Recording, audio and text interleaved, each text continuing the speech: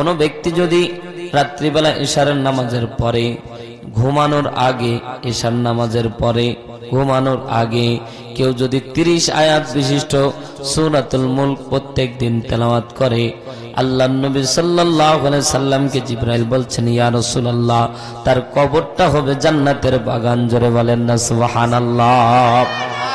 হযরত আব্দুল্লাহ ইবনে আব্বাস রাদিয়াল্লাহু তাআলা আনহু হাদিস বর্ণনা করতেছেন,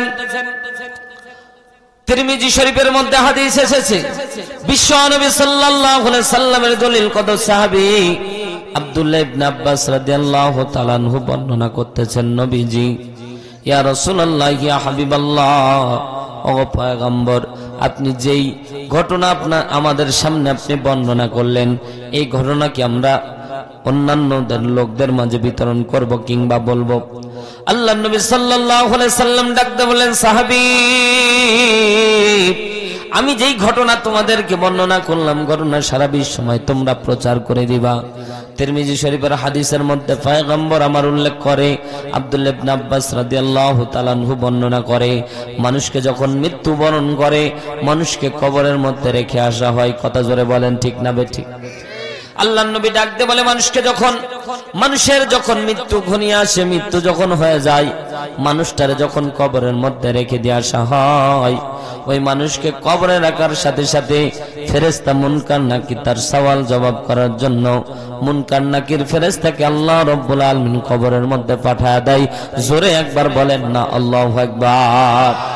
মুনকার নাকির কবরের মধ্যে চলে আসলেন। আব্দুল্লাহ ইবনে আব্বাস রাদিয়াল্লাহু তাআলা আনহু বর্ণনা করে, মুনকার নাকির কবরে আসার পরে লাশ খুঁজে পাচ্ছে না। জোরে একবার বলেন না আল্লাহু আকবার। লাশ দেখতেছে, কিরে এই না মুহূর্তে লাশ কবর দিয়ে গেল, এখন লাশের কি হলো? বলে, না লাশের তো কোনো খবর নাই, কিন্তু খেয়াল করে দেখতেছে কবরের মধ্যে একটা পাখি বসে আছে। জোরে বলেন সুবহানাল্লাহ। পাখি বসে আছে। জিজ্ঞাসা করলো, পাখি বলো লাশ না কেবলমাত্র কবরস্থ করে গেল? লাশ কই গেল? সাথে সাথে কবর থেকে ওই পাখি জবাব দিচ্ছে, আমি আল্লাহর পক্ষ থেকে এসেছি। জোরে বলেন আল্লাহু আকবার।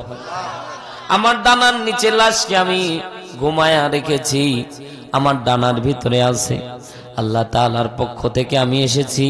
আমি কিয়ামত পর্যন্ত, ইসরাফিল যতদিন পর্যন্ত সিংহায় ফু না দিবে ততদিন পর্যন্ত এই মাইয়াতকে আমার ডানার নিচে ঘুমায়া রাখবো।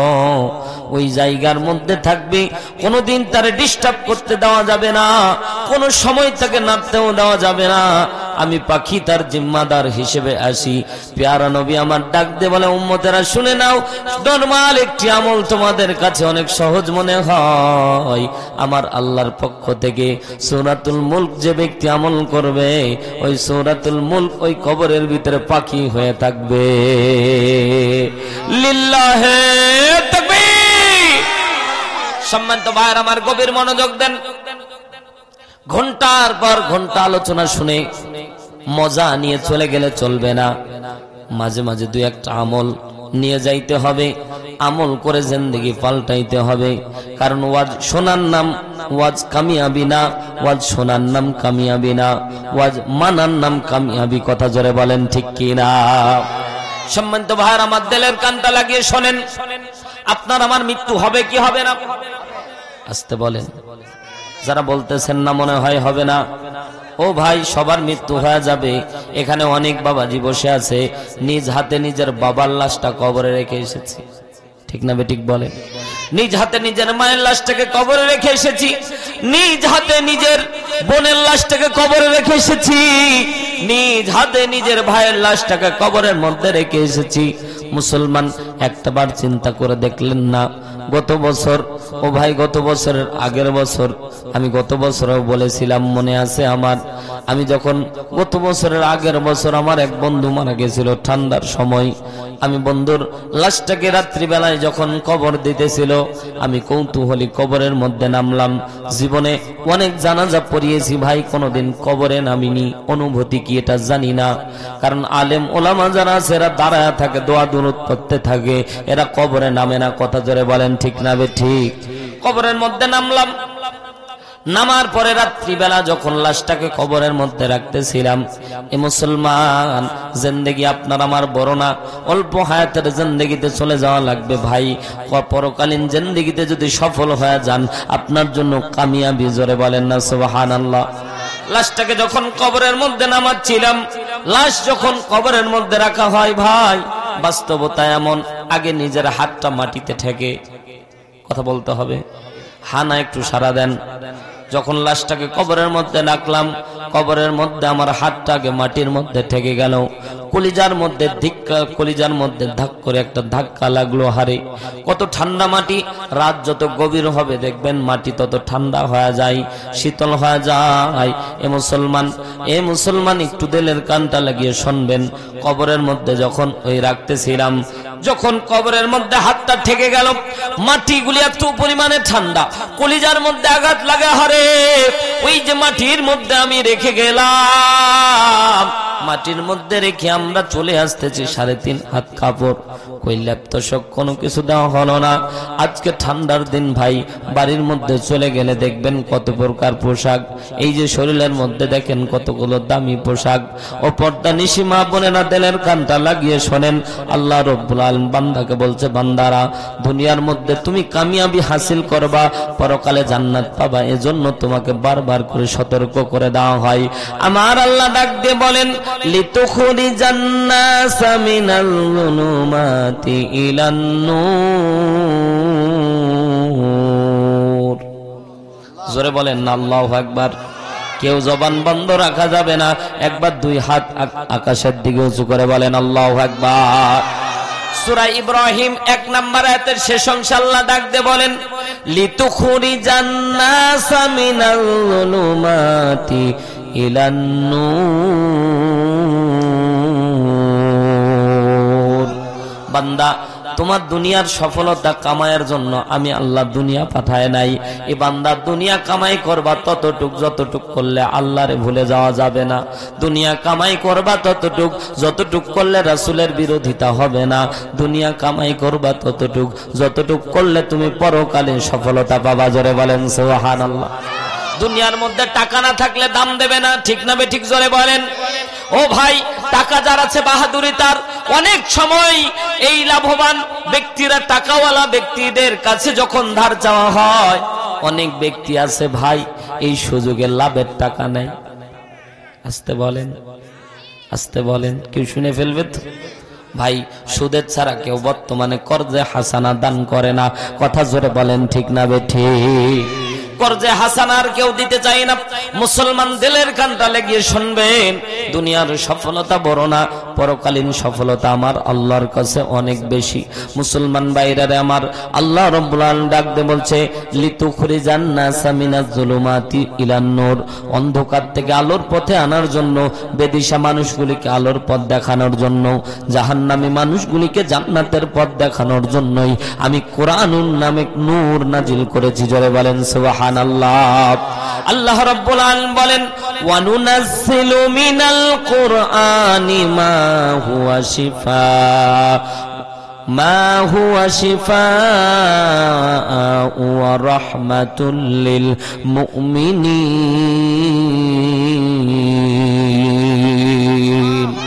জোরে বলেন আল্লাহু আকবার। আল্লাহ রাব্বুল আলামিন বলছেন, ওয়া নুনাজ্জিলু মিনাল কুরআন, আমি আল্লাহর পক্ষ থেকে তোমাদের জন্য কোরআন নাজিল করেছি। কি কারণে মুসলমান, তোমরা কি জানো? আল্লাহ বলছে, ওয়া নুনাজ্জিলু মিনাল কুরআন মা হুয়া শিফা, এটা হচ্ছে মহা ঔষধ। তোমার রোগ যতগুলি আছে সবগুলি রোগের ঔষধ আমি আল্লাহ কোরআনের মধ্যে দান করেছি। ব্যক্তি জীবন থেকে শুরু করে পার্লামেন্ট পর্যন্ত যা কিছু দরকার বান্দা, আমি কোরআনের মধ্যে দান করেছি। জোরে একবার বলেন না আল্লাহু আকবার। কিন্তু দুঃখ আর পরিতাপের বিষয়, আমরা মুসলমান জান্নাতি পথ দেখানোর জন্য আল্লাহ কোরআন দান করেছে, কিন্তু কপাল পরা মুসলমান আমরা কোরআন পড়তেই জানি না। কথা আসতে কন। আমরা অনেকেই কোরআন পড়তে জানি না। যদি জিজ্ঞাসা করা হয় এমবিবিএস ডাক্তার হয়েছে, এফআরসিএস ডিগ্রি দাঁড়ি, এমবিবিএস ডাক্তার হয়েছে, বিসিএস ক্যাডার হয়েছে, ইঞ্জিনিয়ার হয়েছে, বড় বড় অফিসার হয়েছে, জিজ্ঞাসা করলে বলে কোরআন পড়তে পারি না। আমি বলতে চাই তুমি দুনিয়ার সবকিছু শিখলা, কিন্তু কোরআন শিখো নাই, তুমি দুনিয়ার কিচ্ছু শিখতে পারো না। জোরে বলেন ঠিক না বেঠিক? কারণ আল্লাহ তাআলা যে জন্য তোমাকে তৈরি করলো, আল্লাহ তাআলা যে মাকসাদ দিয়ে তোমাকে দুনিয়ায় পাঠাইলো, তুমি তো জানলা না। তোমার বিসিএস ক্যাডারের দাম নাই, তোমার এফআরসিএস ডিগ্রির কোনো দাম নাই। ও ভাই, নিঃশ্বাস আপ ডাউন যতক্ষণ বিসিএস ক্যাডারের দাম থাকে ততক্ষণ। নিঃশ্বাস আপ ডাউন বন্ধ হয়ে গেলে 1000 কোটি বিসিএস ক্যাডার, 1000 কোটি এফআরসিএস ডিগ্রিধারীর চারনা মূল্য আমার আল্লাহর কাছে নাই। কথা জোরে বলেন ঠিক না বেঠিক? মুসলমান ভাইরা আমার দিলের কানটা লাগিয়ে শোনেন, পরকালীন সফলতা যারা পাবে, আল্লাহ নবী সাল্লাল্লাহু আলাইহি সাল্লাম বলে এরাই হচ্ছে কেইনার হয়ে যাবে। মুসলমান ভাইরা আমার, আজকে অল্প সময় কোরআনের জন্য দান করলে ক্ষতি হবে না। বিশ্ব নবী ডাকতে বলছেন, ওই কবরের মধ্যে যখন পাখি দাঁড়ায়, পাখি ওই জায়গায় বসে থাকবে, পাখির দানার ভিতরে লাশটাকে লুকায়িত রাখবে। মুনকার নাকির ডাকতে বলবে, তুমি কি এই লাশকে ছেড়ে দিবা না? আমরা সওয়াল জবাব করব। বলে না না না, কিয়ামত পর্যন্ত, ইসরাফিল সিংহায় ফুনা দেওয়া পর্যন্ত আমি এই লাশকে, এই মাইয়াতকে জাগতে দেব না। আমি তার জিম্মাদার গ্রহণ করেছি। জোরে বলেন সুবহানাল্লাহ। অনেকের মনে প্রশ্ন জাগতে পারে, হুজুর আপনারা না বলেছেন, এর আগে আমরা শুনেছিলাম কবরে নাকি সওয়াল জবাব হবেই হবে। মুসলমান, হাদিসের মধ্যে আমিও আগে জানতাম, কিন্তু হাদিস পরে দেখলাম না না না, 3 শ্রেণীর মানুষ, 3 ক্যাটাগরিতে আল্লাহ রাখবে। জোরে বলেন কয় শ্রেণীর? দিলের কানটা লাগিয়ে শোনেন, 3 শ্রেণীর মানুষ কবরের মধ্যে যাবে, 3 রকম হালত তৈরি হবে। 1 নাম্বার, যারা 100 ইমানদার হবে, আল্লাহ তাআলা তাদের কবরের মধ্যে সওয়াল জবাব করবে না। আল্লাহ তাআলা তাদের কবরে সওয়াল জবাব করবে না, বিনা হিসেবে তারা জান্নাতি। জোরে একবার বলেন সুবহানাল্লাহ। ও ভাই, একটা জিনিস উদাহরণ দেই। মনে করেন এই এলাকার মধ্যে দামি যিনি ডিসি সাহেব, ইনার মনে করেন যে একটা পাওয়ার আছে, ডিসি সাহেবের খুব ক্লোজ কাছের বন্ধু, হঠাৎ করে গ্রেফতার হয়েছে বিনা মামলায়। মনে করেন কোনো অপরাধ নাই, তারপরে গ্রেফতার পরোয়ানা জারি হয়ে গেছে। ডিসির সামনে দিয়ে যদি নিয়ে যায়, বন্ধু কই যাও? বলে আমারে পুলিশ ধরেছে। পুলিশ সাথে সাথে ডিসি যদি অনুমতি দেয় যে এরে ছেড়ে দাও, ছাড়বে কিনা? কথা জোরে বলেন না। ও ভাই, দুনিয়ার ডিসি যদি এই হয়, রবের সাথে যাদের সম্পর্ক, আল্লাহর সাথে যাদের সম্পর্ক, রাসূলের সাথে যাদের সম্পর্ক, আল্লাহ বলে আমার বন্ধু, রাসূল বলবে আমার বন্ধু, আল্লাহ তাআলা বলবে এই মুনকার নাকির সওয়াল জবাবের কোনো দরকার নাই, আমার বান্দারে তুমি জান্নাতি হিসেবে ঘোষণা দিয়ে দাও। আল্লাহু আকবার। এ মুসলমান, 2 নাম্বার 1 শ্রেণীর মানুষ আছে যারা কাফের, মুশরিক, বেদিন। দুনিয়ার মধ্যে দেখবেন, খেয়াল করে, যারা ইসলাম ধর্মের বাইরে থাকবে, আল্লাহ রাব্বুল আলামিন বলে এরা বিনা হিসেবে জাহান্নামী, এদের কোনো হিসাব নেওয়া লাগবে না, এরা বিনা হিসেবে জাহান্নামী। 2 শ্রেণীর গেল।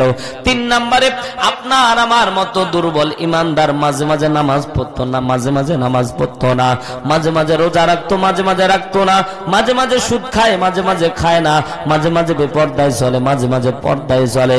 এমন মুসলমান যারা নামদারি থাকবে, এদেরকে আল্লাহ রাব্বুল আলামিন হিসাবের কাঠগড়ায় নিয়ে আসবে। হিসাব করে দেখবে ডান পাল্লা ভারী কিংবা খারাপ, ডান পাল্লা ভারী কিংবা হালকা, বাম পাল্লা ভারী কিংবা হালকা। যদি ডান পাল্লা ভারী হয়ে যায় জান্নাত, যদি বাম পাল্লা ভারী হয়ে যায় তাহলে জাহান্নাম। আপনার আমার হিসাব হবে। এ মুসলমান, দুনিয়ার মধ্যে আল্লাহ রাব্বুল আলামিন পয়গম্বরে আরবিকে ডাকতে বলে, পয়গম্বর উম্মতকে আমল করতে বলবেন সূরা মুলক। এই সূরা মুলক যদি কেউ ঘুমানোর আগে, এশার নামাজের পরে আমল করতে পারে, পর্দা নিশি আমার মা বোনেরা গভীর মনোযোগ দিয়ে শোনেন, মা যারা কোরআন পড়তে পারেন না, আপনাদের জন্য আমলটা শিখায় দেয়। এইভাবে আমল করবেন। আমলটা হলো, অনেক সময় আমাদের অ্যান্ড্রয়েড ফোন আছে নাই? এখন তো ঘরে ঘরে 2-3টা। কথা জোরে বলেন ঠিক না বেঠিক? ঘরের মধ্যে অ্যান্ড্রয়েড ফোনে ও মা জীবনে কত নোবেল নাটক দেখলা, কত রকমের অঙ্গভঙ্গি দেখলা, কত রকমের গান বাজনা দেখলা। রাত্রিবেলা ঘুমানোর আগে মোবাইলটা অন করে সূরা মুলক লিখে সাজ দিবেন, হাজার হাজার দামি দামি কারিগণ তেলাওয়াত করবে, শুদ্ধ করে শুনবেন, দেখবেন গ্যারান্টি দিয়ে বলতেছি আমি হারুন রশিদ দিনাজপুরি বলে গেলাম, 10টা দিন মনোযোগ দিয়ে রাত্রিবেলা শুনবেন, দেখবেন অলরেডি আপনার মুখস্থ হয়ে যাবে। আল্লাহু আকবার বলেন। এটা হচ্ছে কোরআনের মুজিজা। আল্লাহু আকবার জোরে বলেন। ও ভাই, দুনিয়ার মধ্যে আপনারা খেয়াল করে দেখবেন অনেক অন্ধ মানুষ কোরআনের হাফেজ আছে না নাই? জোরে বলেন না কেন? আল্লাহ বলে দুনিয়া দেখার ক্ষমতা আমি আল্লাহ দেই নাই, আমার কোরআন দেখতে পাই। আল্লাহ তাআলা বলে এই কোরআন এমন একটা মুজিজা, শুধুমাত্র বান্দা শুনবে তো বান্দার মুখস্থ হয়ে যাবে। এই জিম্মাদার আমার আল্লাহ গ্রহণ করেছে। জোরে বলেন সুবহানাল্লাহ। কোরআন হলো এই দুনিয়ার জীবন্ত গ্রন্থ। সুবহানাল্লাহ বলে। কোরআন হলো এই দুনিয়ার জীবন্ত গ্রন্থ। যদি প্রশ্ন করো উত্তর পাবে এমন প্রাণবন্ত। কোরআন হলো এই দুনিয়ার জীবন্ত গ্রন্থ। যদি প্রশ্ন করো কোরআন তোমার দেশের বাড়ি কয়, আছে না দেশের বাড়ি? যদি প্রশ্ন করো কোরআন তোমার দেশের বাড়ি কয়, লাউহে মাহফুজ ঠিকানাহীন নয়। আল্লাহু আকবার বলে। এমন এমন উত্তর দিবে এমন প্রাণবন্ত। কোরআন হলো এই দুনিয়ার জীবন্ত গ্রন্থ। কোরআনের মাঝে প্রশ্ন করলে উত্তর পাওয়া যায়। আল্লাহর বান্দারা গভীর মনোযোগ দেন। কোরআন এমন একটা মুজিজা, শুনলেই আল্লাহ তাআলা অন্তরের মধ্যে গেঁথে দেন। 10 কিংবা 20 দিন টানা দেখবেন নেয়ামতপূর্ণ এই কোরআন তেলাওয়াত শুনবেন, দেখবেন অটোমেটিক আপনার মুখস্থ হয়ে যাবে। জোরে বলেন সুবহানাল্লাহ। সম্মানিত ভাইরা, আমার দিলের কানটা লাগিয়ে শোনেন এবার। সূরা মুলকের এই যে ফজিলত আপনারা পেলেন, শুধু পেলেন শুনে চলে গেলেন হবে না, আমল আজকে থেকে চালু করা লাগবে। ঠিক না বে ঠিক? আজকে থেকে না পারেন কালকে থেকে আরম্ভ করবেন। আল্লাহ কবুল করুন। জোরে বলেন আমিন। আমি আপনাদের খেদমতে 2 নম্বর আয়াতে কারিমা তেলাওয়াত করেছি। লম্বা সময় বয়ান হবে না, মুসলমান একটু দিলের কানটা লাগিয়ে শোনেন, জীবন পরিবর্তন হয়ে যাবে। আল্লাহ রাব্বুল আলামিন বলেন, আল্লাযী খালাকাল মাউতা ওয়াল হায়াতা লিয়াবলুয়াকুম আইয়ুকুম আহসানু আমালা ওয়া হুয়াল আজিজুল গফুর।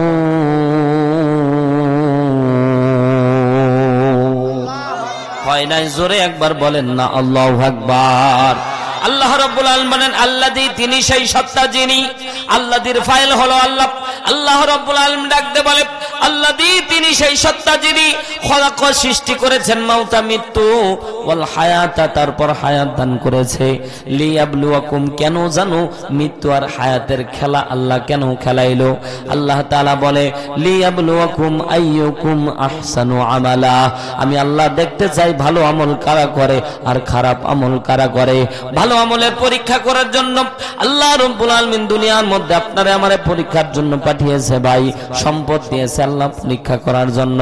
বান্দা সম্পদ পেয়ে কে আমি আল্লাহকে ভুলে যাও কিনা? বলেন না না না, সম্পদ পাওয়ার পরে জানা আল্লাহ রাব্বুল আলামিনকে ভুলে না। আল্লাহ রাব্বুল আলামিন বলে আমিও তাদেরকে ভুলি না। জোরে বলেন সুবহানাল্লাহ। সম্পদ পেয়ে যারা আল্লাহ রাব্বুল আলামিনকে ভুলে যায়, আল্লাহ রাব্বুল আলামিন বলে আমিও বান্দারে ভুলে যাব। কিয়ামতের ময়দানে বিশ্বনবী সাল্লাল্লাহু আলাইহি সাল্লাম বলেন, কিয়ামতের ময়দানে আল্লাহ রাব্বুল আলামিন 3 শ্রেণীর মানুষের দিকে দৃষ্টি দেবেন না। চিৎকার দিয়ে বলেন কয় শ্রেণীর? আরো জোরে বলেন কয় শ্রেণীর? পর্দা নিশে আমার মা বোনেরা গভীর মনোযোগ দিয়ে শোনেন। মা, 3 শ্রেণীর মানুষের দিকে আল্লাহ রাব্বুল আলামিন তাকাবেন না। পয়গম্বর আরবি ডাক দিয়ে বলেন, সাহাবীরা শুনে নাও শুনে নাও, আল্লাহ তাকাবে না অর্থ এমন তোমরা কি জানো কেন আল্লাহ তাকাবে না? কারণ মুফাসসিরিন একরাম বর্ণনা করে আল্লাহ যদি কারো দিকে তাকায় তো আল্লাহ তারেও মাফ করে দিবে। সুবহানাল্লাহ। জোরে বলেন। আল্লাহর দয়া এত, আল্লাহর করুণা এত, আল্লাহর রহম এত, আল্লাহ তাআলা বান্দার উপরে এত দয়াবান। আল্লাহ আল্লাহ বলে আমি যদি বান্দার দিকে তাকাই বান্দার জিন্দেগির গুনাহ মাফ করে দিতে পারি। বান্দার দিকে যদি তাকাই আর বান্দার দিকে যদি আল্লাহ দৃষ্টি দেয় আল্লাহ তাআলা অনেক বান্দারে ক্ষমা করে দেবে দৃষ্টি দেওয়ার জন্য। এজন্য আল্লাহ রাব্বুল আলামিন বলেন তিন শ্রেণীর মানুষকে আমি আল্লাহ রাব্বুল আলামিন কিয়ামতের ময়দানে দৃষ্টি দেব না। ওই তিন শ্রেণীর মানুষের দিকে দৃষ্টি দেবেন না মানে অর্থ হলো এরা জাহান্নামী। কারণ আল্লাহ রাব্বুল আলামিন যাদের দিকে তাকাবে না, আল্লাহ রাব্বুল আলামিন যাদের দিকে দৃষ্টি দেবে না এরা সাধারণ কোনো মানুষ না ভাই, আপনার আমার মতো মানুষ। খেয়াল করে দেখেন, এক নাম্বার বিশ্বনবী বলেন পিতামাতার অবাধ্য যারা হবে আল্লাহ কিয়ামতের ময়দানে তাদের দিকে তাকাবে না। অসংখ্য যুবক ভাই বউয়ের কথা মতো মা বাবারে কষ্ট দেয়, আছে না নাই? জোরে বলতে হবে, আছে না নাই? ও পর্দানিশী আমার মা বোনেরা গভীর মনোযোগ দিয়ে শোনেন মা, আজকে আপনি মা, কালকে আপনি বৌমা, আজকে আপনি বৌমা, কালকে আপনি শাশুড়ি মা, পরশুদিন আপনি দাদিমা, তারপরে নানিমা। আপনার একটা স্টেপ আপনার মাঝে থাকতেই থাকবে। আল্লাহ রাব্বুল আলামিন চেইন অফ কমান্ড এভাবেই তৈরি করে দিয়েছে। মা বোনেরা এত পরিমাণে চালাক ভাই, যখন বাপের বাড়ি থেকে আসে, কোথা থেকে? বাপের বাড়ি থেকে আসে, তখন ভাবিকে ওসিয়ত করে আসে। কেমন ওসিয়ত জানেন? ভাবিকে বলে, ভাবি আমার মা খুব অসুস্থ, বাবা অসুস্থ, বাবা মারে একটু দেখো, পানি টানি গরম করে দিও। আর এই লেডি মহিলা আবার নিজের বাড়িতে এসে নিজের শ্বশুরকে খাটায় নেয়। কথা আসতে কোন ঠিক না বে ঠিক? আপনার বউকে ভয় পান তো, এজন্য কথা করছেন না মোটে। ঠিক বলতেছে যারা ওরা বিয়ে করেনি। পর্দানিশী মা বোনেরা অতি চালাকের গলায় দড়ি, ঠিক না বেঠিক? এমনকি প্রবাদ বাক্য আছে ভাই, চালাকের গু তিন জায়গায়। কথা যারা বলেন না কেন? বোকা মানুষের পায়ের মধ্যে গু লাগলে ও ধুয়ে শেষ করে দেয়, কিন্তু চালাক মানুষ মনে করে হারে কি লাগলো একটু পায়ের দিকে সাইটে ঠাটের মধ্যে দেয়, ঠিক না বেঠিক বলেন? দেখবেন খেয়াল করে, জন্য প্রবাদ বাক্য আছে চালাকের গু তিন জায়গায়। এক জায়গায় পায়ে লাগলো, হাতের মধ্যে লোকের মধ্যে নিল, আবার জিহ্বার মধ্যে টেস্ট করে দেখলো। কথা জোরে বলেন, ঠিক না বেঠিক? পর্দানিশী আমার মা বোনেরা অধিক চালাক হওয়া যাবে না। মা, আপনি যেই শাশুড়ির বাড়িতে বাপের বাড়ি থেকে আসলেন, আপনার ভাবির যেভাবে ওসিয়ত করে আসলেন, বাড়িতে এসে যদি আমলটা নিজে চালু করে দিতেন, বলা লাগতো না। আপনার অবস্থান দেখা মাত্র আপনার ভাবি গিয়ে আপনার মায়ের সেবা ওই রকম করেই করত। কথা বলেন ঠিক কিনা? নিজের বেলায় 16 আনা, মানুষের বেলা 4 আনা, এইরকম কাজ করলে হবে না। মা, একটু দিলের কানটা লাগিয়ে শোনেন মা, আপনার বিপক্ষে কথা বলতেছি না, কিন্তু সুখের সংসারটা আমি খেয়াল করে দেখলাম আমার এলাকার মধ্যে ভাই নতুন বিয়ে হয়েছে, কিছুদিন পর বাড়ি দিচ্ছে। জিজ্ঞাসা করলাম ভাই বাড়ি আলাদা হচ্ছে কারণটা কি? বলছে ওই বুড়ির সাথে থাকা যাবে না। কথা বলেন না কেন? কষ্টে বুড়িমা বাড়িতে গেলাম, বুড়িমা কি হয়েছে ডুকরে কেঁদে দিয়ে বলল, বাবা বাড়ির মধ্যে যখন সন্তানরে বিয়ে করে নিয়ে আসলাম, সেদিন থেকে ঝগড়া শুরু হয়ে গেল। কিছুদিন পর আস্তে আস্তে ঝগড়ার পরিমাণ বাড়তে থাকলো। চূড়ান্ত পর্যায়ে এক পর্যায়ে ওই যে মেয়ে বিয়ে দিয়ে নিয়ে আসলো, ওই মেয়ে বলছে হয় তোমার মায়ের সাথে থাকো, না হয় আমার সাথে। নাউজুবিল্লাহ, জোরে বলেন। এমন থ্রেট করে মুসলমান। আরেকটা আপনাদেরকে বলি, যেহেতু আপনারা পুরুষ মানুষ, আমিও পুরুষ মানুষ, আমরা পুরুষ মানুষ মাঝে মাঝে মাইন কাছি পাই পরে থাকি। কথা বলেন না? মায়ের দিকে তাকাইলে মায়ের উপরে উঁচু গলায় কথা বলা যায় না, বউয়ের দিকে তাকাইলে আবার বউয়ের দিকেও উঁচু গলায় কথা বলা যায় না। মধ্যখানে আমরা মনে করি যে আমরা কি করি, কচুর গাছে যায় ফাঁসি লাগাই, ওই জায়গাও মরি না। ঠিক না ঠিক বলে? মা, একটা জিনিস মনে রাখবেন ভাই, এখানে যারা অন্তত আছেন, মায়ের সম্মান মায়ের জায়গায় রাখা লাগবে, বউয়ের সম্মান বউয়ের জায়গায় রাখা লাগবে। মায়ের ভালোবাসা একরকম, বউয়ের ভালোবাসা আরেক রকম। কারো ভালোবাসায় কমতি দিলে কিয়ামতের ময়দানে আপনাকে হিসাবের কাঠ করায় দাঁড় হওয়া লাগবে। মুসলমান ভাইরা আমার, আরেকটা বিষয় আপনাদেরকে এলান করে দেই, বাবা মা যতই কাফের হোক না কেন, আপনাকে যতই গালি দেখ না কেন, পাল্টা উত্তর দেওয়া যাবে না।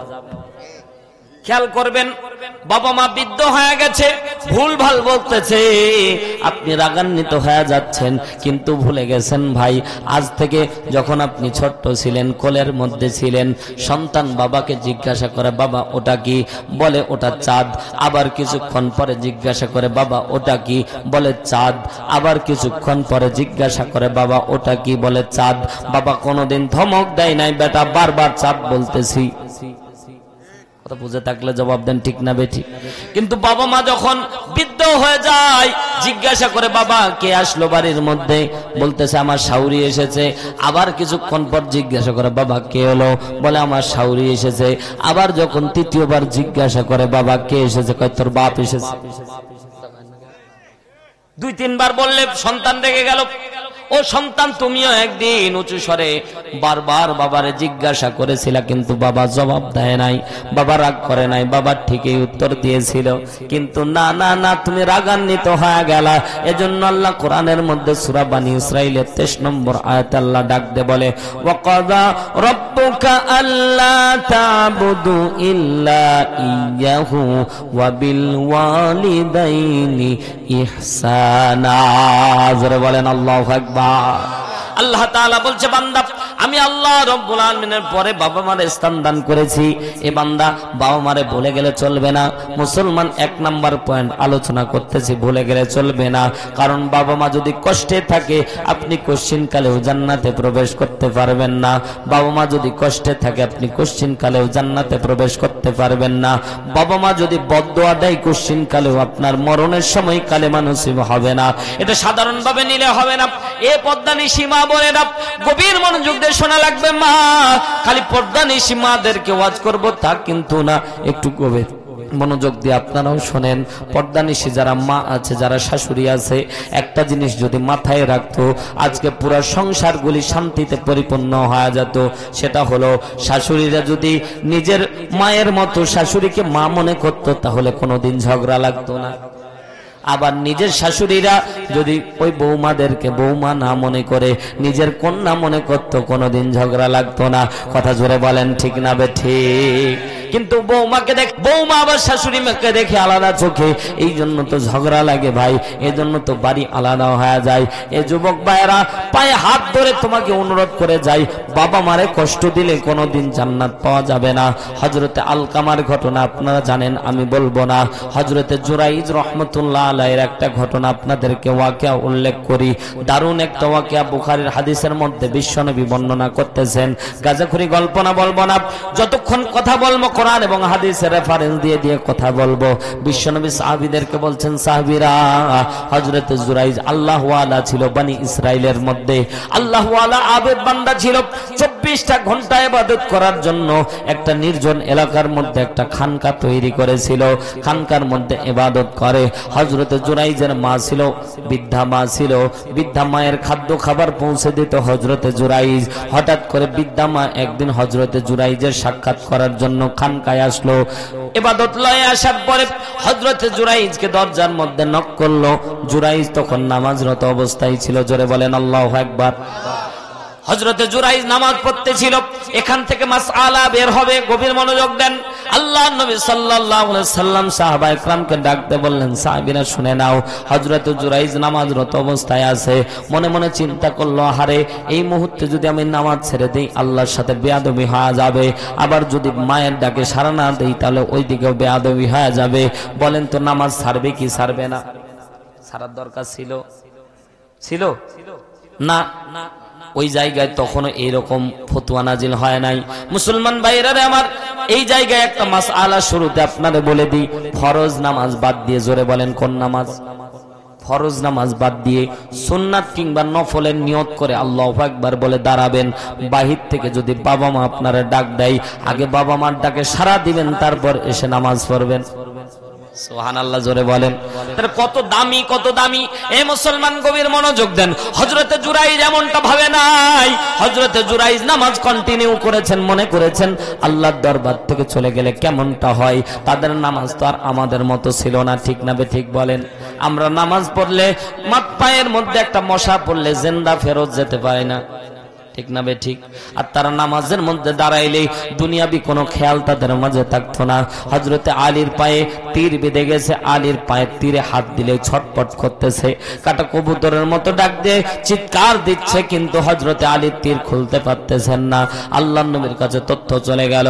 নবী আমার ডাকতে বললেন, সাহাবীরা শুনে নাও, আমার আলী যখন নামাজের মধ্যে দাঁড়াবে, আমার আলী যখন নামাজের মধ্যে দাঁড়াবে, আমার আলী নামাজের মধ্যে দাঁড়াইলে তোমরা তীরটা খুলবা।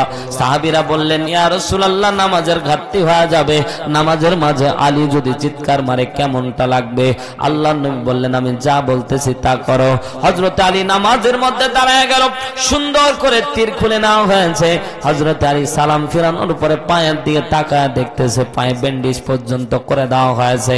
তীর খুলে নেওয়ার পরে পায়ে ব্যান্ডেজ পর্যন্ত করে দেওয়া হয়েছে, কিন্তু হযরত আলী বিন্দু মাত্র টেরও পায়নি। জোরে বলেন না আল্লাহু আকবার। কেন কেন মহব্বতের ভাইয়েরা গভীর মনোযোগ দিয়ে শোনেন। এ পদ্মানিশী মা বোনেরা, নামাজ পড়তে হবে, নামাজ পড়তে হবে ওই রকমের, নামাজ পড়তে হবে ওই রকমের। আল্লাহ রাব্বুল আলামিন বিশ্বনবীকে শিখাচ্ছেন হাদিসে জিবরাইল, লম্বা হাদিস, নামাজ পড়তে হবে এইভাবে।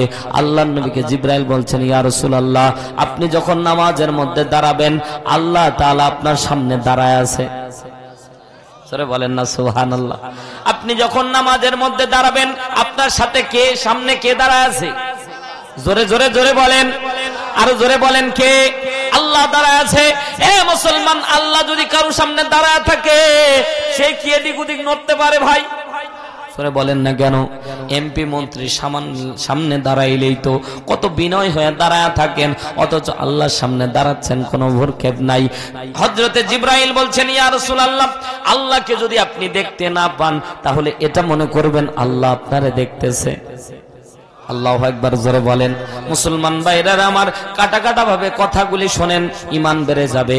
আল্লাহর নবী বলছেন, আমি যখন আল্লাহর সাথে দেখা করতে গেলাম মেরাজের রজনীতে, রজব মাস ভাই, মেরাজের রজনী, আল্লাহ রাব্বুল আলামিনের সাথে বিশ্বনবী সাক্ষাৎ করতে গেছে। আল্লাহ রাব্বুল আলামিনকে ডাক দিয়ে বলছেন, আল্লাহ, ওগো রাব্বুল আলামিন, আমি না তোমার সাথে দেখা করতে আসলাম, আমার উম্মতেরা কেমনে দেখা করতে আসবে? আল্লাহ তাআলা ডাকতে বলছেন, পয়গম্বর, কষ্ট করে 7 আসমান পাড়ি দিয়ে আরশ মহল্লায় ডেকে তোমারে মেহমানদারি করালাম। ওগো পয়গম্বর, শুনে নেন, শুনে নেন, আমার পক্ষ থেকে আপনাদেরকে জানায়া দিচ্ছেন, পয়গম্বর, আপনার উম্মতদেরকে বলে দেবেন, তারা নামাজ আদায় করবে তো আমি আল্লাহর সাথে সাক্ষাৎ হয়ে যাবে। জোরে বলেন সুবহানাল্লাহ। হযরতে আলী যখন দাঁড়াতো, আল্লাহর সামনে দণ্ডায়মান হওয়া অবস্থায় দাঁড়াতো, এজন্য হযরতে আলীর দুনিয়াবি কোনো খেয়াল থাকতো না। মুসলমান, আমরাও যদি খুশু খুজু সহকারে যদি দাঁড়াতে পারি, ওই মজা আপনার আমার মাঝেও আসতে পারে। কথা জোরে বলেন ঠিক কি না? মনে করতে হবে, আপনি এই যে মোবাইলটা চার্জে দেওয়ার জন্য যখন চার্জার আপনি যখন 2 পিনের মধ্যে ঢুকায়া দিয়েছেন, দেখবেন এই ব্যাটারির জায়গায় আপ ডাউন করতেছে। কথা বলেন না কেন? আপ ডাউন করতেছেন, চালাক মানুষ আপনি বুঝে ফেলতেছেন চার্জ হচ্ছে, কিন্তু যদি আপ ডাউন না করে বলেন দেখি, আপনার মেকারের বড় মেকার, আপনারা বলবেন চার্জ হচ্ছে না। তার মানে আপনি নামাজ পড়তেছেন, নামাজের মাঝে আপনার একগ্রতা আসতেছে না, তার মানে বুঝতে হবে হয় চার্জারের দোষ, না হয় আপনার দোষ, কারণ আপনি নামাজের মধ্যে দাঁড়াচ্ছেন, খুশু খুজু আসতেছে না। মুসলমান, একটু ইমানটা একটু পাকাপোক্ত করা লাগবে, গুনাহের কাজ কমায়া দেওয়া লাগবে, আল্লাহ তাআলার দিকে মুতাওয়াজ্জহ হওয়া লাগবে। দুনিয়া আপনার আমার থাকার জায়গা না, দুনিয়া ছেড়ে চলে যাওয়া লাগবে। গুনাহ যদি নিয়ে কবরের মধ্যে যায়, আল্লাহ রাব্বুল আলামিন আপনার আমার সাথে ভালো আচরণ করবে না। মুসলমান ভাইরা আমার, দিলের কানটা লাগিয়ে শোনেন, হযরতে আলী রাদিয়াল্লাহু তাআলা আনহু নামাজ আদায় করতেন এমন ভাবে। হযরতে জুরাইজ নামাজের মধ্যে দাঁড়ায় আছে, মা দরজায় ঠকঠকায়, জুরাইজ বারবার জুরাইজকে ডাক দেয়, কিন্তু জুরাইজ কথা শোনে না। জুরাইজ নামাজের মধ্যে আছে। বলেন তো ভালো কাজ না খারাপ? আর জোরে বলেন, ভালো কাজের মধ্যে আছে। দ্বিতীয় দিন চলে গেল, মা জননী ফেরত চলে গেল, দ্বিতীয় দিন আবার আসলো। এমন টাইমে খেয়াল করে দেখলো জুরাইজ আবার নামাজের মধ্যে কেবল না আল্লাহু আকবার বলেছে। আল্লাহর লীলা খেলা বোঝা বড় দায়ী, এটা দুনিয়ার মানুষকে শিক্ষা দেওয়ার জন্য আল্লাহর পক্ষ থেকে। এ পর্দানিশী মা বোনেরা, গভীর মনোযোগ দিয়ে দিলের কানটা লাগিয়ে শুনবেন মা, হযরতে জুরাইজের ঘটনা শুধুমাত্র আমাদের জন্য তা কিন্তু না, সবার জন্য একটু দিলের কানটা লাগিয়ে শোনা লাগবে। হযরতে জুরাইজ দ্বিতীয় দিন নামাজের মধ্যে কেবলমাত্র আল্লাহু আকবার বলেছে, মা জননী পিছন থেকে ডাক দেয়, জুরাইজ তুমি কি ঘরের মধ্যে আসো? বলে কোনো আওয়াজ আসে না, কোনো আওয়াজ আসে না। দ্বিতীয় দিন আবার চলে গেল। তৃতীয় দিন হযরতে জুরাইজ আবার নামাজের মধ্যে দাঁড়িয়েছে, আবার মা জননী এসেছে। তৃতীয় দিন যখন জুরাইজ যখন ডাকের মধ্যে সাড়া দেয় নাই, হযরতে জুরাইজের মা আল্লাহু আলাম, হযরতে জুরাইজের মা আল্লাহু আলা তারপরও মুখ দিয়ে কষ্ট নিয়ে বের হয়ে গেছে। আমার জুরাইজ, আমি বারবার তিনটা দিন আমি জুরাইজের বাসায় আসলাম, জুরাইজ আমার কথা শুনলো না। আমার জুরাইজ যাতে করে যতদিন জিনাকারিনীর মুখ যতদিন পর্যন্ত না দেখবে, জিনাকারীর তহমত যতদিন পর্যন্ত জুরাইজের আমল নামায় না যাবে, আল্লাহ তুমি জুরাইজের মৃত্যু যেন না নিও। আল্লাহর কি লীলা খারাপ, হযরত জুরাইজের মা মৃত্যুবরণ করলো। জুরাইজের মা বদদুয়া দিয়েছে, এ মুসলমান, বাবা মা মুখ দিয়ে যা বলবে এটা আল্লাহ তাআলা কবুল করে নেয়, মা বাবা মুখ দিয়ে যা বলবে তা কবুল করে নেয়। মুসলমান ভাইরা আমার দিলের কানটা লাগিয়ে শোনেন, বাবা মা যদি দোয়া করে আমার কলিজার টুকরা সন্তান দুধে ভাতে খাবে, আল্লাহর কসম করে বলি কোনোদিন আপনার ঘরে অভাব লাগবে না। সুবহানাল্লাহ, জোরে বল। বাবা মা যদি দোয়া করে আমার সন্তান হাফেজে কোরআন হবে, আল্লাহর পক্ষ থেকে ফয়সালা হয়ে যায়। এজন্য বাবা মা বেশি বেশি করে সন্তানের জন্য দোয়া করবেন। আল্লাহর বান্দারা হযরতে জুরাইজের মা যখন বদদোয়া করে চলে গেলেন, কিছুদিন পর হযরতে জুরাইজের মা এরকম বদদোয়া করেছে, হযরত জুরাইজও জানে না। হঠাৎ করে কিছুদিন পরে হযরতে জুরাইজের মা মৃত্যুবরণ করলো। হযরতে জুরাইজ আরো কিছুদিন পদার্পণ করলো। মা মরে যাওয়াতে বিষণ্ণতার ছাপ হযরতে জুরাইজের মাঝে।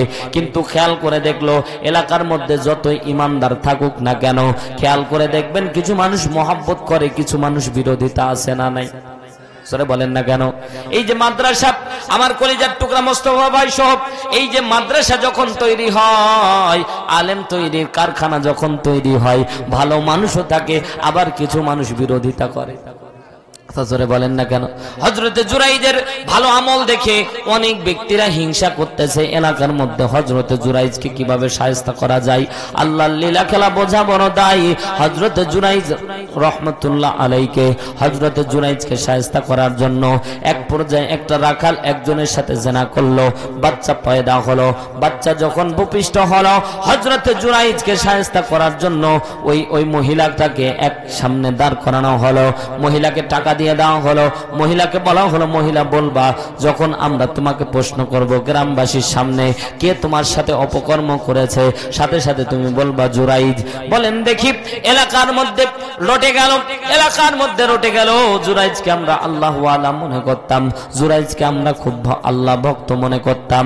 যখন এলাকার লোকজন জিজ্ঞাসা করলো, মহিলা তোমার না বিয়ে হয় না, সন্তান হলো কিভাবে?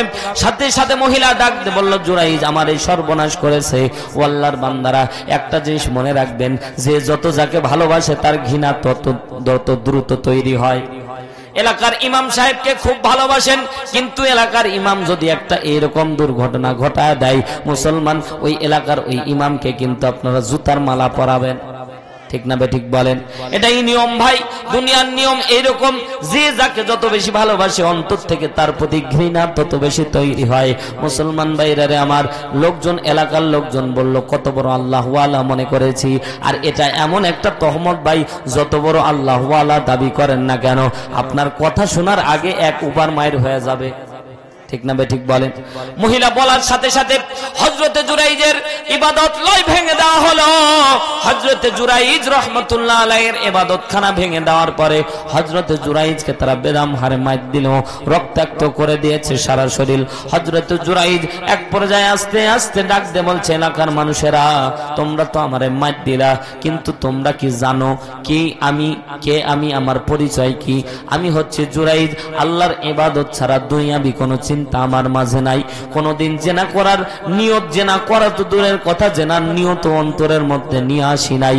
এলাকার কিছু মানুষ একটু আছে আল্লাহওয়ালা, তাদের মাঝে দয়া হলো জুরাইজের কথার মধ্যে। হযরত জুরাইজকে দুই কাঁধের উপরে ভর করে দাঁড় করায় দেওয়া হলো। হযরত জুরাইজ আসমানের দিকে তাকাচ্ছে আর বলছে, এ মালিক তোর ইবাদত না করি, তুই না আমার ইবাদতকারী, তোর ইবাদত যদি করে থাকি ও রব্বুল আলামিন আলামিন আজকে আমি জুরাইদ সিজদার মধ্যে পড়ে যাব। আল্লাহ তোমার যদি ইবাদত করে থাকি আর তুমি যদি ইবাদত কবুল করে থাকো রে আল্লাহ, আজকে আমারে তুমি সাহায্য করবা। আর যদি ইবাদত কবুল না হয়ে থাকে, এলাকার মানুষের আমারে পিটায় পিটায় মেরে ফেললো, আমার কোনো আসে যায় না। হযরত জুরাইজ নামাজের মধ্যে দাঁড়ায় পড়ল। হযরত জুরাইজ নামাজের মধ্যে দাঁড়ায় আসমানের দিকে তাকিয়ে বলে, আল্লাহ তোমার ইবাদত করি, তোমার ইবাদত করি রে আল্লাহ।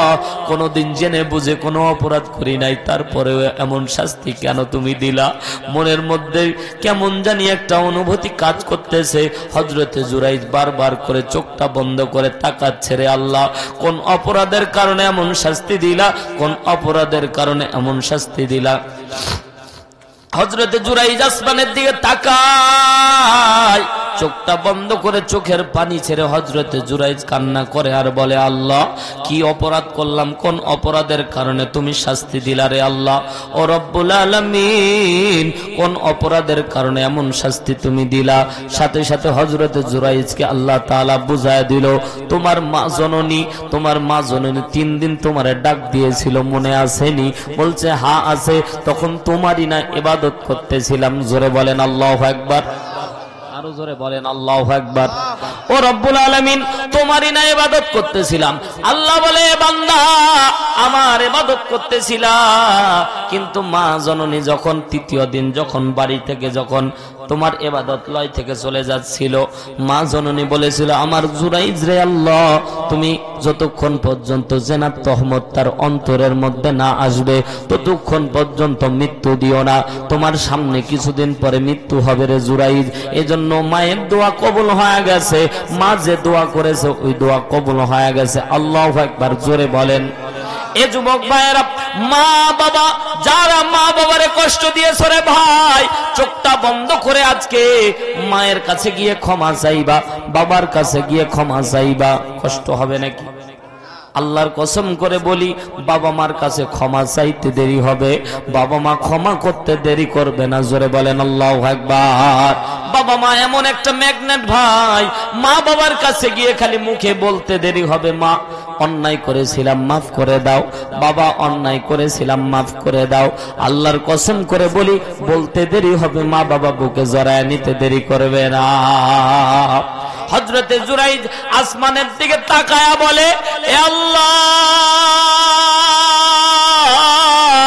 আমি তো তোমার ইবাদত করেছি, মায়ের দোয়া তো কবুল করেছো, আমার দোয়াটাও কবুল করো রে আল্লাহ। কি দোয়া করলো হযরতে জুরাইজ? হযরতে জুরাইজ ডাক দিয়ে বলল, আল্লাহ আমার দোয়াটাও কবুল করো, আমারে যেহেতু জেনার তহমত দিল এটা যাতে উঠে আসে, মায়ের দোয়াটা কবুল করেছো, আমারটাও কবুল করো। আল্লাহ তাআলা অন্তরের মধ্যে প্রশান্তি দান করে ডাক দিয়ে বললেন, জুরাইজ ওই যে কোলের ভিতরে বাচ্চা আছে, জিজ্ঞাসা করো বাচ্চা কার সাথে জেনা করেছে, বাচ্চা তার বাবার নাম ঘোষণা করে দিবে। জোরে বলেন আল্লাহু আকবার। কোরআন খুলে দেখেন, আল্লাহ রাব্বুল আলামিন বিশ্বের মধ্যে মানুষকে মুজিজা দেখানোর জন্য হযরতে ঈসা আলাইহিস সালাতু ওয়াস সালাম জন্মের পরেই মায়ের কোলে কথা বলেছিলেন, আতানিয়াল কিতাব আনা আব্দুল্লাহ। আল্লাহ রাব্বুল আলামিন হযরতে ঈসা আলাইহিস সালাতু ওয়াস সালামকে মায়ের কোলের মধ্যে যখন হযরতে ঈসা কোন পুরুষের সংস্পর্শ ছাড়া আল্লাহ রাব্বুল আলামিন হযরতে ঈসাকে জন্ম দিয়েছিল, হযরতে ঈসার মা মারিয়াম আলাইহিস সালাতু ওয়াস সালাম বলছেন, আল্লাহ এই সন্তান নিয়ে যদি আমরা আগায়া যাই, এর মাবুদ আল্লাহ এই সন্তান নিয়ে গ্রামের মধ্যে প্রবেশ করলে তারা তো আমারে বেশ্যা বলে গালি দিবে, তারা তো আমারে খারাপ বলে গালি দিবে, কুরুচিপূর্ণ মন্তব্য করবে। আল্লাহ ডাক দিয়ে বলছে, তুমি কথা বলবা না, তুমি কথা বলবা না, সন্তানের দিকে ইশারা করে দিবা। মায়ের কোলের মধ্যেই হযরতে ঈসা রূহুল্লাহ কথা বলেছিল। জোরে বলেন আল্লাহু আকবার। 2 নম্বরে শিশু কথা বলেছিল হযরতে ইউসুফ আলাইহিস সালাতু ওয়াস সালাম। এই যুবক ভাইয়েরা মিথ্যা ভালোবাসা দিয়ে এই যে যুবতীরা বারবার আই লাভ ইউ অফার দেবে, কথা কয় না যুবক ভাইয়েরা, ওই যে মোবাইল অ্যাপসনে গিয়ে বারবার করে ওই যে মেয়ের সাথে প্রেম করো, মিথ্যা প্রেমের অফার শুধু আপনারাই পান না। ইউসুফ আলাইহিস সালাতু ওয়াস সালামকে হযরতে জুলাইখা, বিশ্ব সুন্দরী ছিল হযরতে জুলাইখা, বারবার প্রেমের অফার দিত, আই লাভ ইউ। হযরতে জুলাইখা, হযরতে ইউসুফ বলতো আই হ্যাট ইউ। সুবহানাল্লাহ বলে। এই যুবক ভাইরা, তোমরা যদি ওই মিথ্যা প্রেমের ভালোবাসার মধ্যে জড়িয়ে পড়ো, সংসারে শান্তি আসবে না।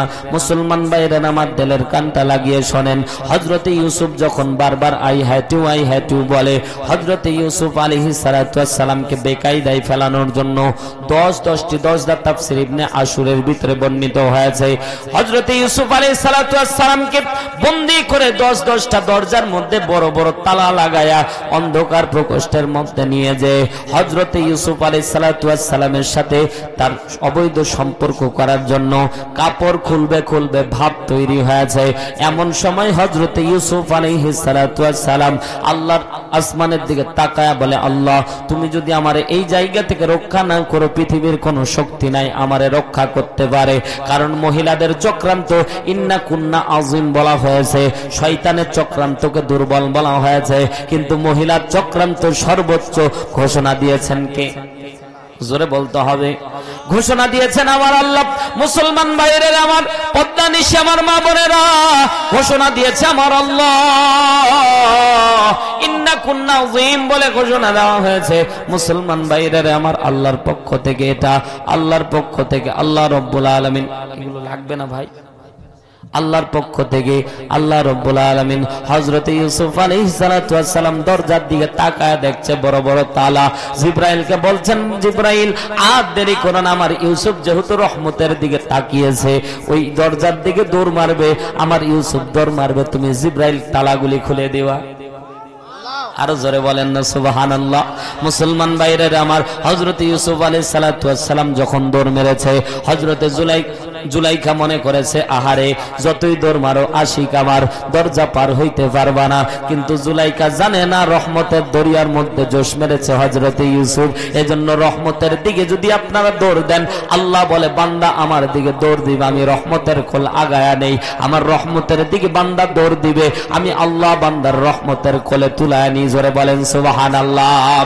এই আয়াতের মুখাতিব শুধুমাত্র হযরতে ইউসুফ পয়গম্বর না, দুনিয়ার সমস্ত মানুষ যদি আল্লাহর রহমতের দিকে দৌড়ায়, দুনিয়ার সমস্ত নর নারীরা যদি আল্লাহর রহমতের দিকে দৌড়ায়, আমার আল্লাহ বলে বান্দা ফাযকুরুনি আযকুরুকুম ওয়াশকুরুলি ওয়ালা তাকফুরুন। আমারে ডাক দিয়ে আজও পর্যন্ত কেউ নৈরাশ হয় নাই, শুধু আমার দিকে আসতে দেরি হবে, আমি আল্লাহ রহমতের কোলে তুলে নিতে দেরি করব না। জোরে একবার বলে না আল্লাহু আকবার। হযরতে ইউসুফ আলাইহিস সালাতু ওয়াস সালাম দৌড় দিয়েছে, জানে না তালা খুলবে কিনা। হযরতে ইউসুফ দৌড়ায়, জিবরাইল টাস টাস করে দরজাগুলি খুলে দিচ্ছে। পিছন থেকে জুলাইখা চিন্তা করতেছেন, কি রে কি হয়ে গেল, কি হতে গিয়ে কি হয়ে গেল, এইভাবে তো চলে যাচ্ছে।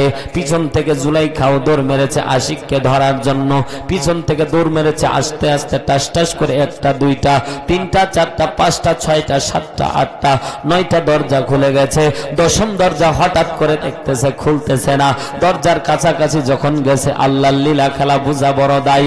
আল্লাহ রাব্বুল আলামিন হযরতে ইউসুফকে পরীক্ষা করার জন্য হযরতে ইউসুফ আলাইহিস সালাতু ওয়াস সালামকে আল্লাহ তাআলা একটু পরীক্ষা করার জন্য জুলাইখা যখন কাছাকাছি এসেছে, জুলাইখা যখন পিছন থেকে তার জামা মোবারক যখন টান ধরেছে, এমন সময় আল্লাহ দরজা খুলে দিয়েছে।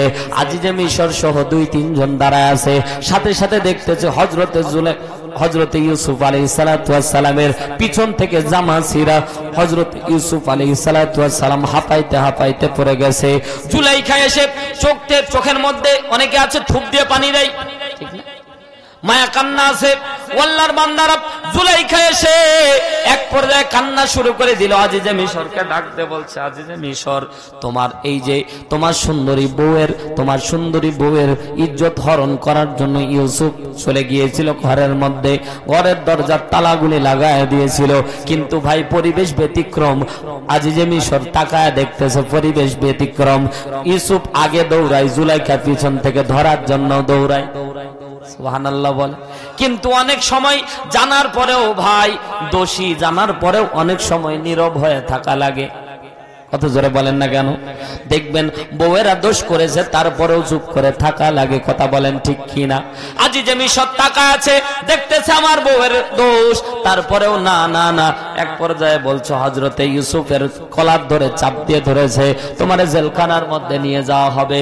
হযরতে ইউসুফ আলাইহিস সালাতু ওয়াস সালাম বললেন, এ আজিজে মিশর, আমি প্রমাণ যদি হাজির করি তাহলে কি তুমি বিশ্বাস করবা? বলে, কেমনে প্রমাণ? এই জায়গায় তো তুমি আর জুলাইখা ছাড়া কেউ ছিল না। আজিজে মিশরের সামনে জুলাইখার বোনের কন্যা ছিল, ছোট্ট নবজাতক শিশু ওয়া ওয়া করতেছিল, কান্না করতেছিল। হযরতে ইউসুফকে আল্লাহ শিখায়া দিল, ওই যে ছোট্ট বাচ্চা আছে, ছোট্ট বাচ্চার দিকে ইশারা করো, ছোট্ট বাচ্চা কথা বলবে। ছোট্ট বাচ্চা কথা বলতে পারে না। হযরতে ইউসুফ আলাইহিস সালাতু ওয়াস সালাম মাথার মধ্যে হাত বুলায়া দিলেন, ডাক দিয়ে বললেন, দোষীকে তুমি বলো, বিচার করবা তুমি, তোমারে আল্লাহর পক্ষ থেকে আমি বিচারক বানায়া দিলাম।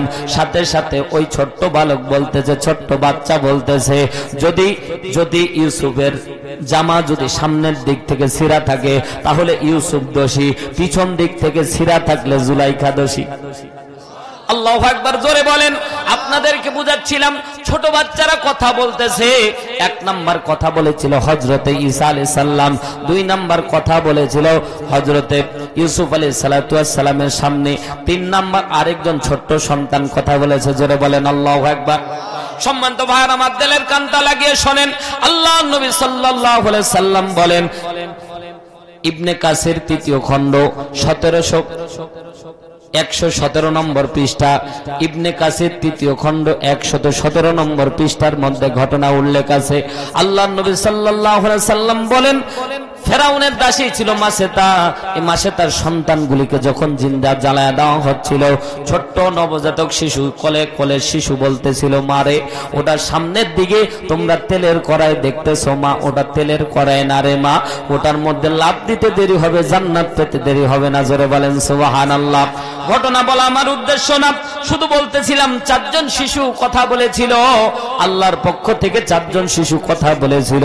এক নাম্বার শিশু ছিল হযরতে ঈসা, দুই নাম্বার শিশু হযরতে ইউসুফের সামনে, তিন নাম্বার শিশু ওই যে ফেরাউনের সামনে, চার নাম্বার শিশু হযরতে জুরাইজ বলতেছিল, ও আমার কলিজার টুকরা, ও আমার কলিজার টুকরা সন্তান, ও আমার কলিজার টুকরা, এই যে চোখের সামনের মধ্যে এত বড় দুর্ঘটনা ঘটে গেল, তুমি যে জন্মগ্রহণ করেছো আল্লাহর পক্ষ থেকে, তুমি বলে দাও। এলাকার লোকজনকে বলছে, এলাকার লোকজনেরা বলো, যদি ছোট্ট শিশু তার বাপের নাম বলে তোমরা কি বিশ্বাস করবা? এলাকার লোকজন বলে, জুরাইজ তুমি কি মায়ের খেয়ে পাগল হয়ে গেছো নাকি? ওই ছোট্ট বাচ্চাকে কথা বলতে পারে। সাথে সাথে হযরতে জুরাইজ ডাক দিয়ে বলছেন, ছোট্ট বাচ্চা যদি বিচার ফায়সালা করে দেয় বলো তোমরা মানবা কিনা? সাথে সাথে ছোট্ট বাচ্চা বলে দিল, আমার বাবা হচ্ছে অমুক রাখাল, এরা চক্রান্ত করে হযরতে জুরাইজকে তারা ফাঁসায় দিয়েছে। জোরে একবার বলেন না আল্লাহু আকবার। সম্মানিত ভাইয়ার আমার, বলতেছিলাম মা বাবার বিপক্ষে যদি আপনি যান, ওই দোয়া আল্লাহ রাব্বুল আলামিন কবুল করে নেবে।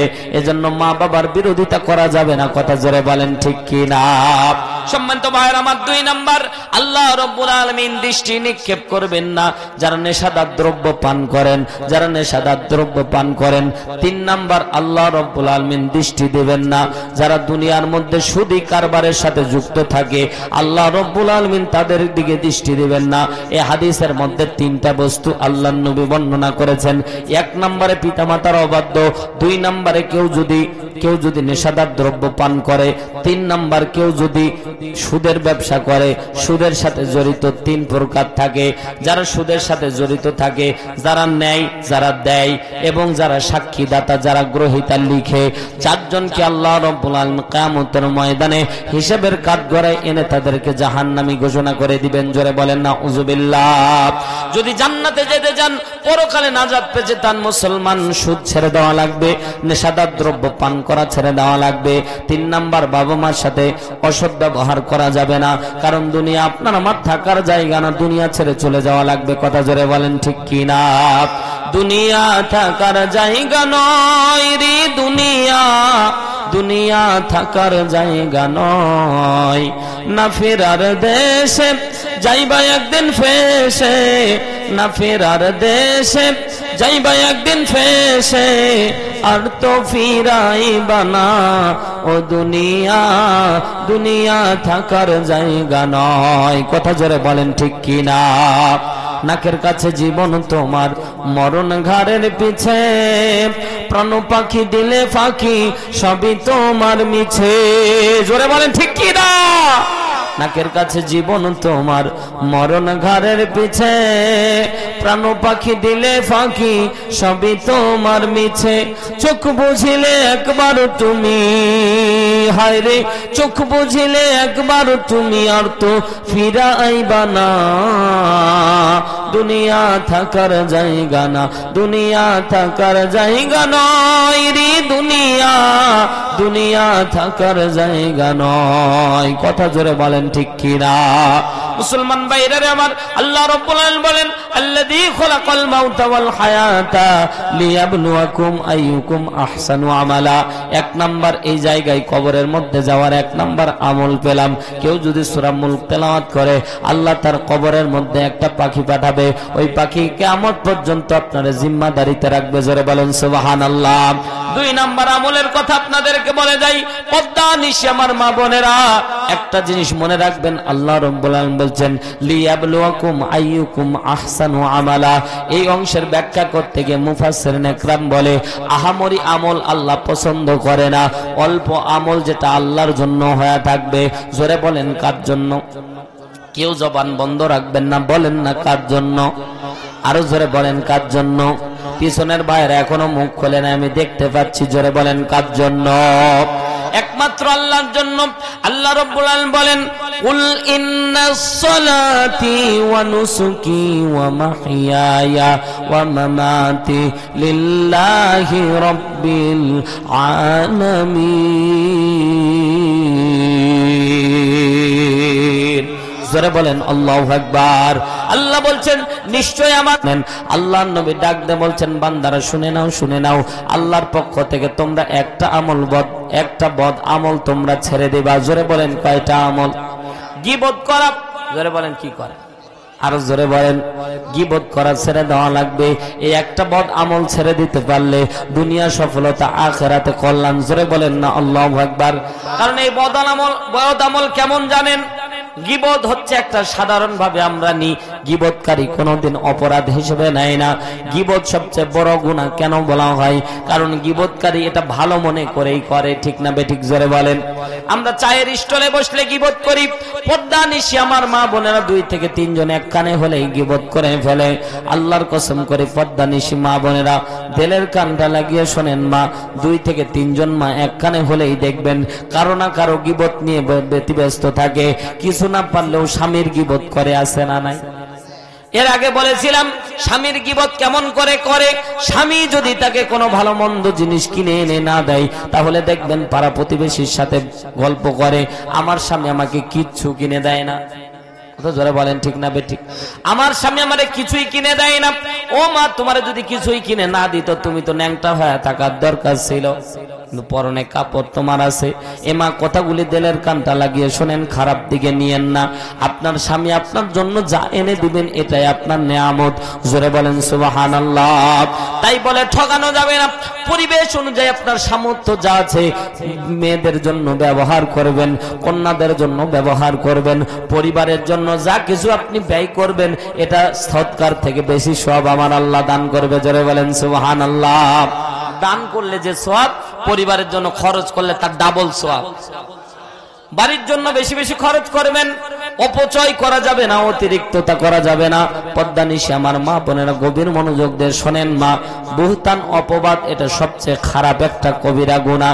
বিশ্বনবী সাল্লাল্লাহু আলাইহি সাল্লাম বলেন, কেউ যদি গীবত করে, এই গীবতটা হচ্ছে মরা ভাইয়ের গোশত খাওয়ার শামিল। কেউ কি ইচ্ছাকৃত মরা ভাইয়ের গোশত খাইতে চান?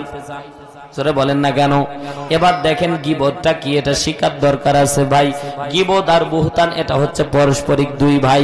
এক নাম্বার কথা হলো, আপনার এলাকার কোন কুলাঙ্গার কিংবা কোন খারাপ ব্যক্তি খারাপ কাজ করেছে, আপনি একজন আরেকজনকে যদি গল্প করেন, এটা হবে গীবত। এটা কি? তার অপরাধ আছে, তার দোষ আছে, এটা যদি আপনি বর্ণনা করে দেন তাহলে এটা গীবত।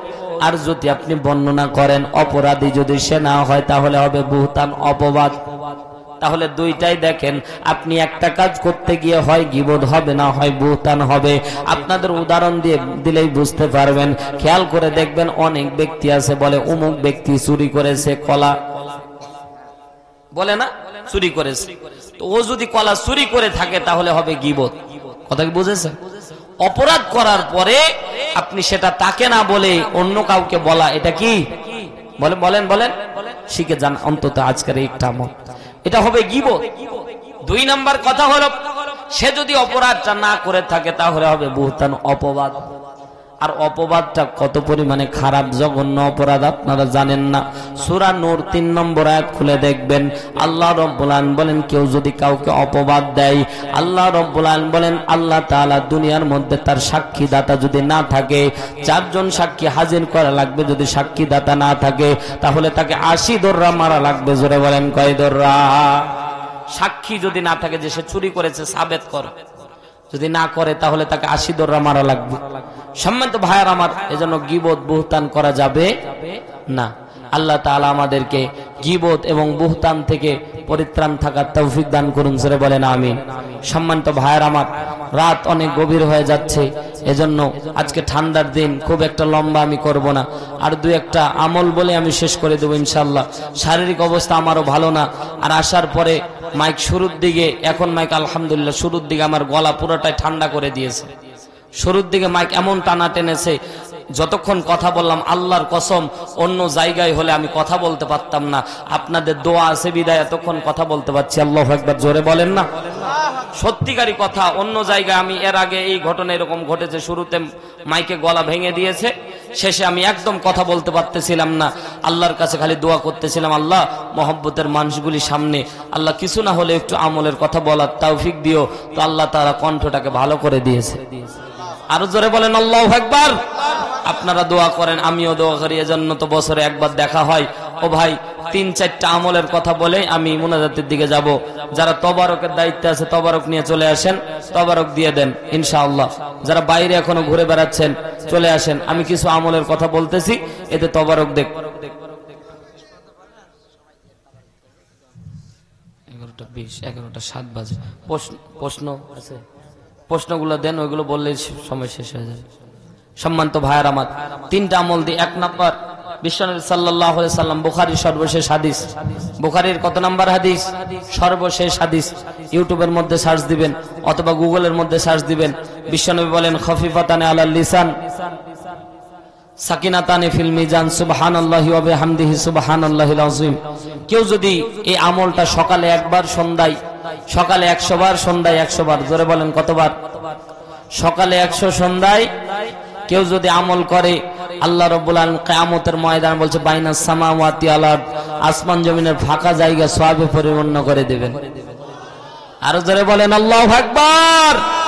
পর্দানিশি আমার মা বোনেরা, এই আমলটা করবেন সকালে 100 বার, সুবহানাল্লাহি ওয়া বিহামদিহি সুবহানাল্লাহিল আযীম।